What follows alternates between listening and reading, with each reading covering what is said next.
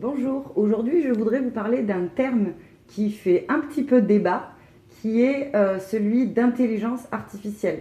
Ça fait environ 2 mois avec Renaud que nous avons ce débat parce qu'il bloque complètement sur ce mot intelligence et je pense qu'il a tout à fait raison. Ce débat entre nous, il vient du fait que moi je pense qu'il faut utiliser les mots que la majorité des gens utilisent pour tout simplement faire comprendre notre message.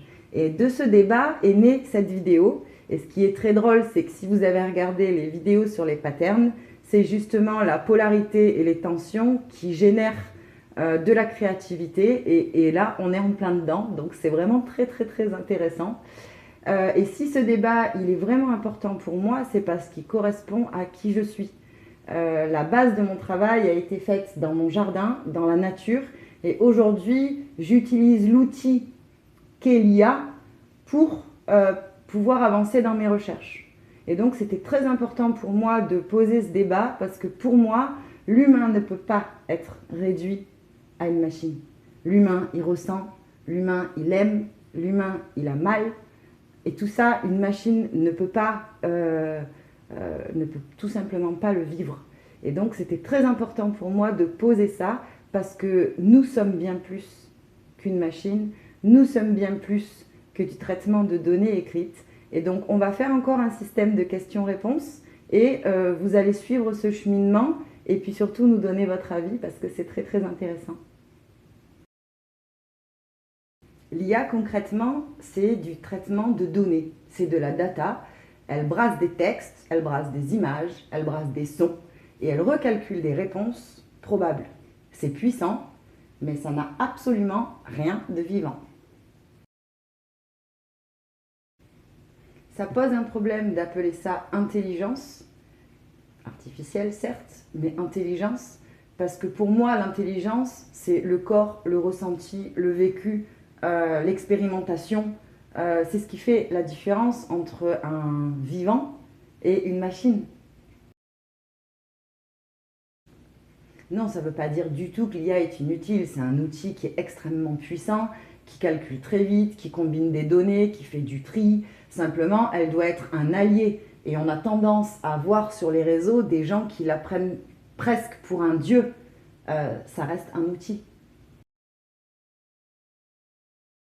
Ce qui nous différencie, c'est tout ce qui relève du ressenti, de nos 5 sens.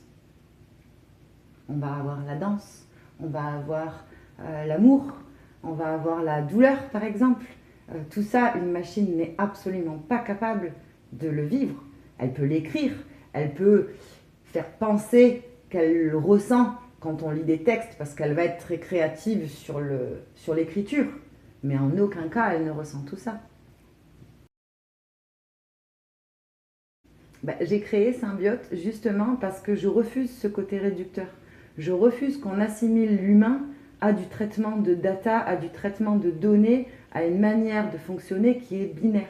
J'ai créé Symbiote pour avoir un traitement de l'information qui soit différent et qui soit plus proche de l'intelligence du vivant.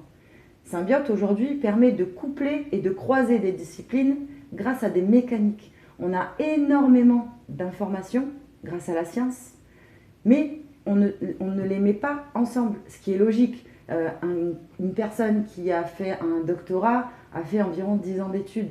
La personne ne peut certainement pas faire 7, 8, 10 doctorats dans sa vie. Sinon, on arrive à 80 balais et on n'a pas fait grand-chose. Aujourd'hui, j'ai créé Symbiote pour travailler de manière transdisciplinaire et pour mettre cette mécanique du vivant au sein d'une connaissance et d'une base de connaissances qui est très très riche qu'on a. L'IA n'est finalement pour moi que le symptôme de cette vision réductionniste. Et je pense qu'on va très vite atteindre les limites de l'IA parce qu'on réduit ça à ce réductionnisme, alors que le vivant, ce n'est pas juste de la data. J'ai beaucoup de mal à comprendre les gens qui t'expliquent qu'on rentre dans une ère post-matérialiste, c'est-à-dire dans une ère qui va prendre en compte toute cette partie subtile, et de l'autre côté, on continue à traiter l'information exactement de la même manière que la manière dont on a construit toute la société.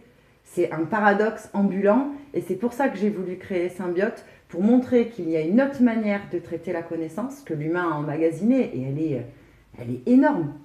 Et aujourd'hui, c'est pas être contre le réductionnisme, c'est dire il y a toute cette base de connaissances qui est absolument incroyable.